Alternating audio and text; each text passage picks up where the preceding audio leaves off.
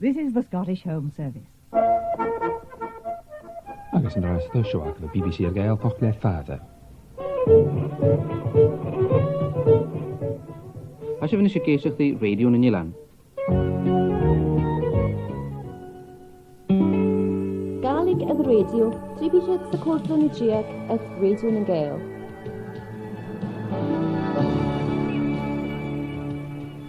Anna stáras na seachgan seo, echtri iclais snúf chalam cile an na glasacho, agus an dáte cutramach a heiche an na nechtri gael a vele. Mas yn dichblin na fichid rhain fiwndag J. Donalach nach madan, Fransach a gyd a chwsbeth.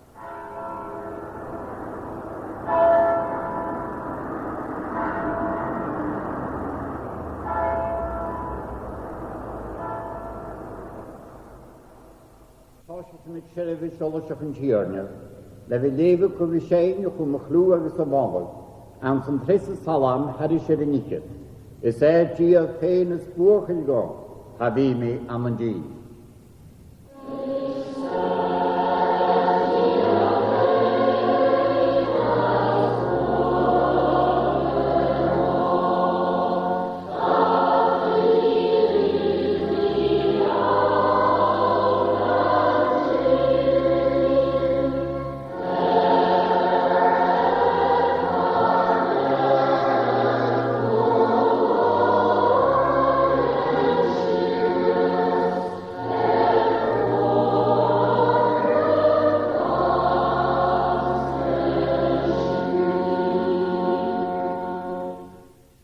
Is an rudikin mashit, a hoshi kinti de veshgalik and a nek veshgalik kalam hilje, a hule matting sapik for unhapik honrikje as a gipling man diergus a code.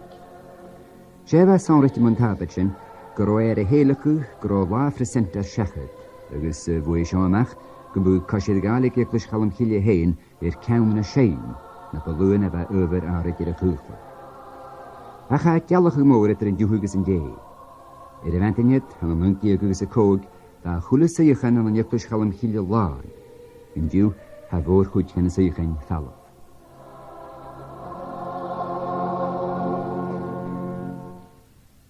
Siawn yklish, as yn dy reafi, agos as yn dy re, ba chwyd ysmoe gan y cwmins, gan y bwyman, y chwyr drach, agos tlw, agos cwr, sŵl yn y galig yn y lai. Fegin yw yn y sydd siarag, fegin yw y lai hast. Ach is am a command gaelach sonrichtje y gas eklish chalam chile heen en tashach.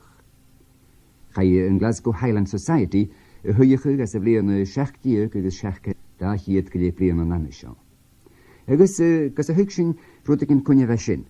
Cwynig ymwyd gyro America an ocean na parst gan y nimpirach frechtanig. Nach ro Captain Cook i'r casach i'r Australia. Charo am priwnsau tiarlach ach na falach beg as y rhain. Charo unig yn da farlamed ach fichyd blion y gws. Charo an y Glasgow ach crolig an beg dy fele le crewhig genoltrug far fel caw cadens yn diw. Agos se cwrst greini fan ygol sgrib sias tran yn dwy go clachan beg dys yn genig at bale goen, no, gyfan i'r tŵf afyn chlwy. An y Glasgow ach beg an ys fichyd milet o lwg, gwrs nes lwyn ha un ar nisio diw. Ach yn y misgsyn fa smotl mah dy gael. Fegin yw arst an y Nineveh agos mahan y sgalerach. Ach fa moran nach ro, agos charo an ygensyn, ach di sios dy bit ag oper i ygad. Yna tŵhanach is, no tymichel na haine, no ag mwyd. Fa nach ro fach go beirlachge, fa dy bwyltich clio conlof, rwyd ag yn mar ha caiclich foch gyfaleg yn y fynd yw. Fa sios dy hade ag mwyd i ddile felor, ar fa dy gai hiland. San y misgsen hos ich op de Highland Society. En jögen je bearje, kutje hun an trugen. Hos ich skalfeke schütze schau tjekisch beurle, agus tjekisch gentaschkel, nach ro mor an miss as na kultjen kratte va schier golamed, mer bevan va Glasgow of Haas.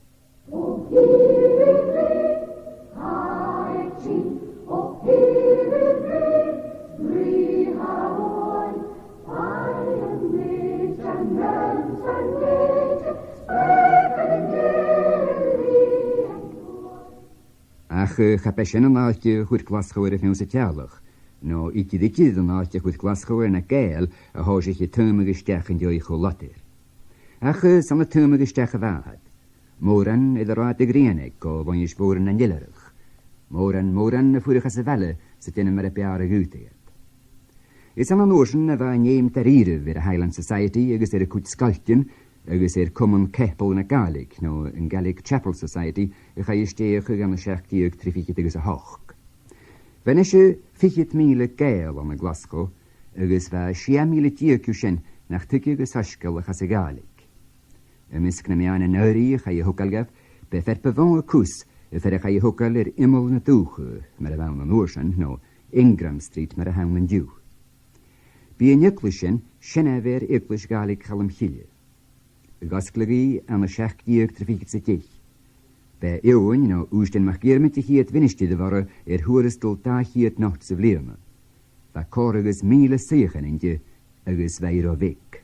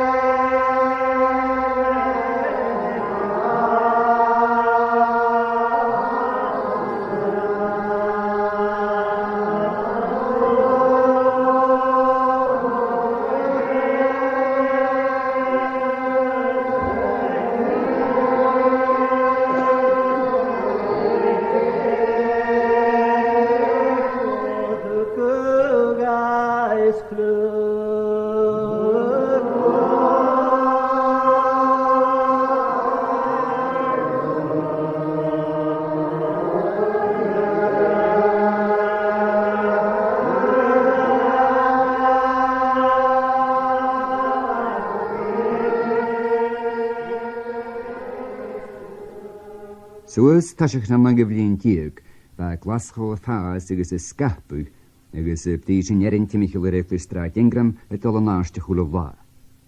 Ik ga niet waanschen, ach wat in jou skal agus spoondje na hokal timichel in Juklish, een hokal lische Highland Society, agus lische Gaelic Chapel Society, agus as vleone och tieg agus och tieg herichet, reunig het de goede waan rich die bankelien, no een British Linen Bank, eerst aan 1000 mijlen noord. Ik het smuntje nog eens laat aan. Reunig het Iklish uren hokal in tjesh me aan velle, straat in Dogish, verwil Central Station in Dew. Je wet het minister licht bleene guus, waan een skierig Kempsey, 1000 mijlen nach Glasgow. Leisach geht je wat het jenef, chef herre hoeret, maar ik gaan eens een talle vormig Thomas McCallum, minister foontjug, agus je koenkig aan lichtergus. Dank je heel laatje goede wekken je wij. Agus ook een tegelig van Danike, kook moderatoren, door Juklish na halappen. Ik alarmsin wa ne gael je toen agus steek o Glasgow, agus wa aardig ne gael as a velle faas moor hul bliode, agus van kaidnol so a faas, agus morsin as ne blionliche ne wa kaid ne gael er in gaan, hirwich het gemoor, an de naarifs, an Ameriket, agus as een dopper reinjat. Voeders niet daar kram macha Iklish gaan chile. Jerig moor aan jenne komen je geelig ga je goede goes aan de Glasgow als een linjat. Ga je Gaelic agus een komen geelig gewaan agus scholars aan de klonjug agus niet in morsen. Agus ha hule kaltas aan kare minister foonjoch van kare den geel taramat mag kloot agus jastig in kahin of komoor agus ma jirig de gugele wa blionlichen moore haas die tien aan een lopere kahin of. Get a bheith lichid na ché goiglis galig chalam chiile agus a thuga hí suachantas tá mo chríad tá mo gráid. Chan bhain gan de stéich neiclis mar achti öri cho imreiteach sa chunnig glas chodíomh ach rinne opir innevolte as léchslóg na gaeltach agus thuga inneve a súr do gael an na glascho. Sé dunne politicicha van, ba sinnas na dunne agus ha haast mar a haina oe seoras mar gláid mar ed imari. Ba carit na gael dún an a strí an karm fölum gan an tlúg. Ve strí as lé corichin na hippus stéitje. Ve forstanach gro spéisiach na hurach móriga, léitje se rabberst píl an príomhveri enamal. Ach bennet dúne bochge bevon van a chumming. Ad rinne spárne vet o chritsin an ad hannig an dórensin dis an kansin blianach in grati even dhaate. Hoge da hiet míle nót, na millionen an mariget láidú, agus chudéir dóigen dik ag batich as Amerika le minísan ich agus bíagile stan an nachkrach. Ar an nachtichen mar bheith uist, ben a dúne básach agus gan greimeach gichiga ach strúpe. Agus bheith glóid cúachach leis a fiand. Sé chuid a chasin teach gur a gaelach, agus bheith scríbig as a chule miesach an as réiach an a bheith dol. Mar a hústi Thomas MacCallum bheith blianach in mórir a chochan a lyklis chalam chiile haast, agus bheith minister in fóinte chile rí carit na gael a lenti. Na misk, an talamh reparst blarach, rúcug an de 9 agus a hocug an níle. Hennig ag an lyklis an an och diag trífiket agus an lang, agus bheith eintje tríble met diag. Rinne idir hengachug an a vípel, rinne loien, bheith na heramanich cúachgach, agus bheith na gunne bláan uch agus bai. As na leanad, bheith dúne peag má lers an síchan as an lyklis, agus an lyklis chalam chiile, gun gú haast de ferm an trein a bheith chuir asci, bheith eagain na síchan as na hunyakan an an kutiki. Bheith córagus siaciad scolir as a scoil hábetic I blarach, agus trafichid dynne sy teich gan tekisk. Bheith lyklis a dolach húla haithig an teachgan le bwyam an disput agus bwyam an ciúl agus felsanach. Hwga eagain na penny readings na siawn chélian, isteach fo scian a hyklisio gus rianach o malara, ar fad dal na'n graisgin, mar befon dwni dorstag isteach dy glasgo far na gaeltach, dwni gan upir, dwni gan dachi, dwni gan dochus gymatrich. Is amtgus cwtiach yw gyhorst gan dwni bochgysin, chai common gaelach glasgochur fawn, agus fa lafec I flarach agus ag mwyndir eglwys chalam chilia na hyn. Is am van penny readings, agus van celi yn efo common gaelach glasgo agus common eglwys chalam chilia cwr doi, sawn erich common na skirach gan mar sanig yn diwhad. Common yn sgianig, common loos agus na herigs mar sy'n eröst. Agus is am as eglwys chalam chilia erich sein chosirin mar hasyn eolach ar ag maten yn diw.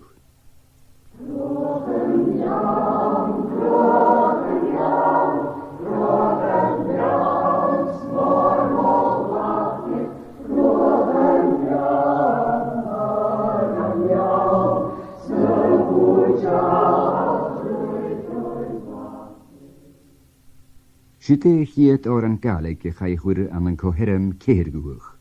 Agus chai chwyr doi an cosidwr galeg ag fwys chalam chile, temigil ar y blion 8 diag agus 3 sy'n ga iag. Chai chosir hyn ysdeach ych blion yr anisyn, le sparag van y finistyd yn blarach, fe gan y fech gan bachor sein a hyglwys fi cho bria sy'n gael. Hwg I sian gainig sy'n presenter a fe'r cawn y sein. Se iang mach gan hwyd fe'r cawn y cosir san y hiad deich bliwm, gyda sy'n presenter dol mach garagis y chwyr chosi. Agus se bda haid gonlich garagisyn y hwgw arst inafi, gilisbig mach garagis. By cynnydd at se fes dwyn torst sŵle iddo lior oran enamal chwyr I cheile y chosir hiwl. Rwy'n cosir gaelig na hyglwysio yna môgi hen as na lehen as rod dwyn gen y ftare i'r canan agus sein na gaelig. Hwgw sŵas gam opani, as y bliwn 8 diag ceir fichit a hwn diag, gwrs brosmach y gyhorsti gan unig yn fiach yn ddysg mod y chwr'r bawn. Agus nôr eich ai mod ysdeach yg, si hen a chosin I chiad dwys an yn coarpysyn na'n cosirin ag I chiad 3 mod yn masante. Gyda ha cosir fe gaelig am nioglwys chalam chile haast, is hata van y sgwri horst cwrym yn nawele i'r tŵm yn a hyglwysio. Gan I lac yn i'r agal i'r clar gan yn cael chosir ach cerid yn yr recordig sy'n fwy hwnata.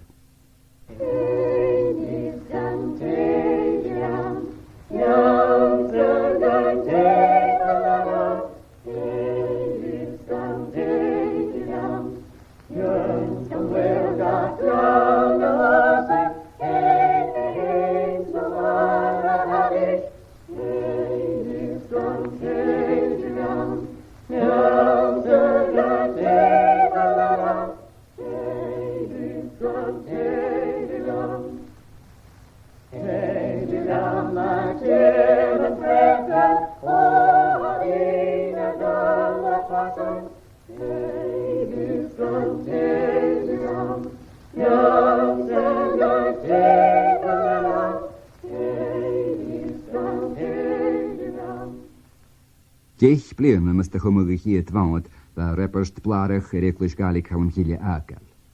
Ach chania eglwys straat yn dochus y fanig agau as ioi.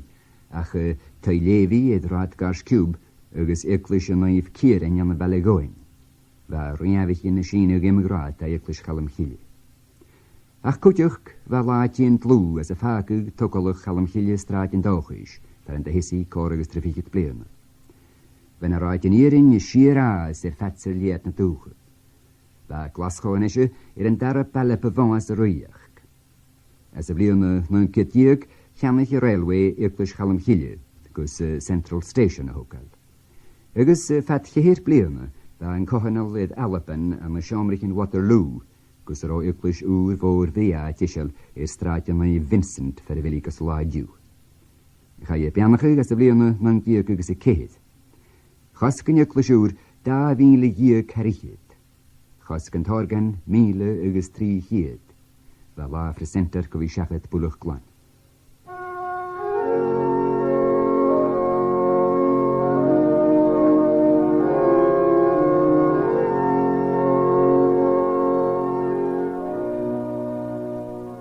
Be ministi dy gwn eglwys chalam chilia straat yn dochus, y chwm y doli rhain yn ceir blion agerach am y siomrich yn Waterloo.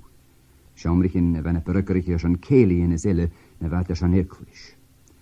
Rhaeg ffegin yn cohanol ys na blion yn sy'n, ach ag angen sy'n, fe 1,000 agos da hyd diolwch cwmynach I, agos liechyd ffyrfych ag yn olaf iain mach gyliain, y ministydd mor ffwntioch styn at I ri I ydyr hengich yn bibl a sŵr.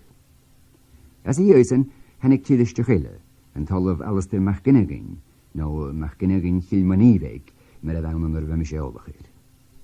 Ygys as I oesyn, yn tormach J.M. Roch, fer cohanol diles y ferafe hyn, y rhys lygri cohanol y fanesio, sgaftir ffeg y fele as ro cor môr ygys miliant dynnu. Fe gaelig ag y haws dy haust am y mangdiag ygys siach garichyd, yn oedd y hwyr tramot donol ach as nilan sgianach, cwrwch gwrs y gol nair cwtioch I gom yn roa. San ar fam eisiau sa chwbeth gamis dy, gyda'i fam I gael ar am hyn, Covid me fialw ach yn iaraf olw môr gael I gyfag am hygys gan yn ddoleg lasgo calder. Fam ma'r lacht an y strw i'r chri, chabeidir egol far am gynny'n yn merach gan sy'n iogyd ach corasyn o cwrwm sy'n bihar am ach na cwryn cwdym gyda'r yn nachgol galig na'r yn gen y llistrig yn y fag I gan o sŵs mae'r cwryn cwdym gyda'r agos na'n cwryn cwdym rach ygys yn y chri le hwafas. Is tramot donolach ygys yn oes yn na olanach y chwm yn ygwys y dolf yn oedd y hwg na docht ydyn idd mwyn roa ffagal ygys at syfad y lorog fer y lenege. Nw'n yw cod y hwyr at sy'n y fawn yn hwrwmach Alistair donolach fa na finistir an yn alwa. Per y bwynt yr wyst y tŵ agos fa mis y cwtiris yn osion blion y gyllu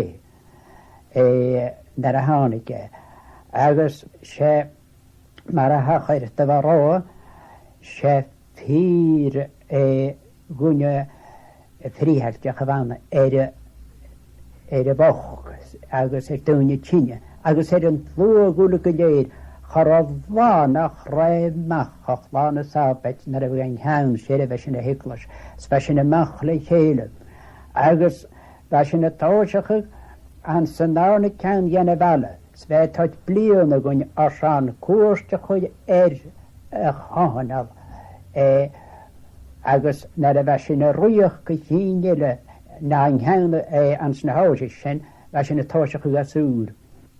In deu hoci me géadúch agus de líon nuair me gealasteide de bhfuil plácha ina háast, háise cin cochanal le do luúd leis mar a bheith daine gan toca le meach as áitichin mar a ha pártic over Newtons mar sin agus gan cuair go drum chapel áitichin ile.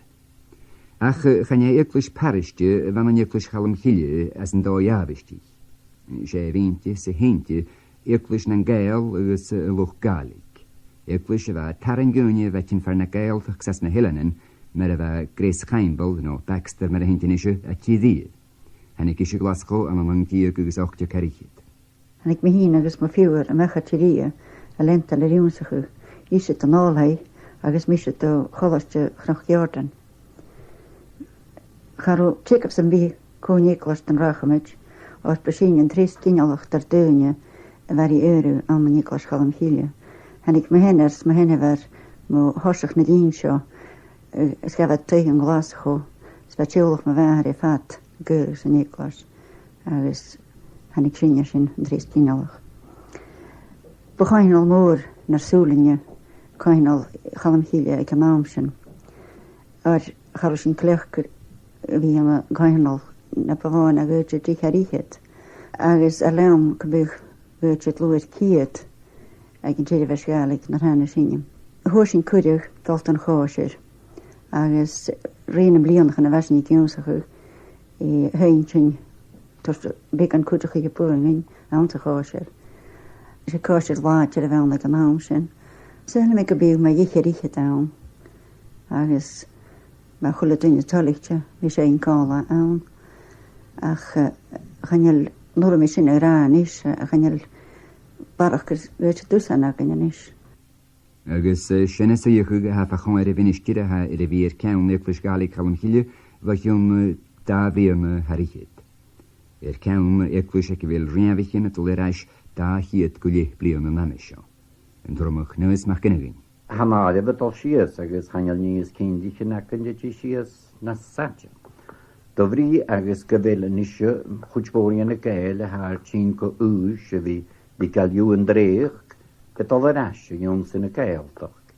Chanel urat a gáirí tín staú jónsaí ballanis agus a chlech. Bharach ar sin sé eiclis galig am an eiclis chalam híle far a bhfuil galig acin mar a phríomh hirivis an sa bhainting. Agus yn dŵ haiclarm nach chael wrth y gogr yn y gaeltach ag bhfuil tlach na a hwgys y galig am y siaraman sy'n bi.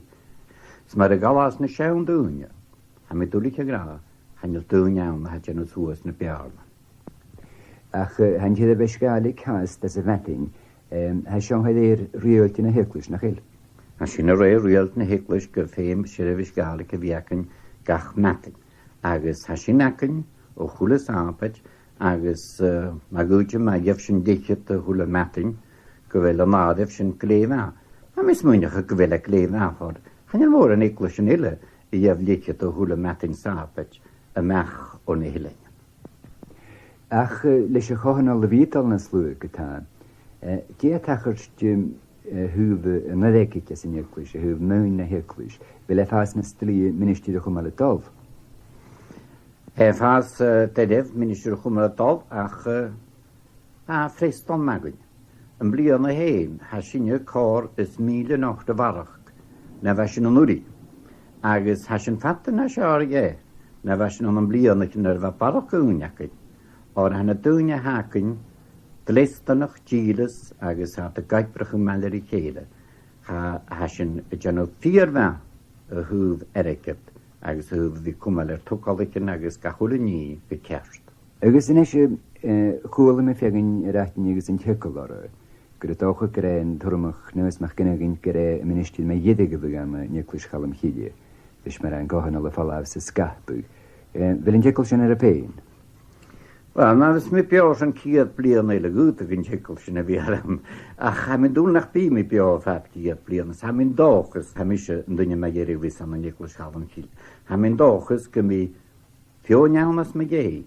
Ach, hasin y crochog yr je han y gael ddol i anaf. maar een beschreven galig aan, had hij minister aan. Had hij ekels gaan kielen. Maar je galig baas, is een beschreven, han je veel meer ekels gaan kielen.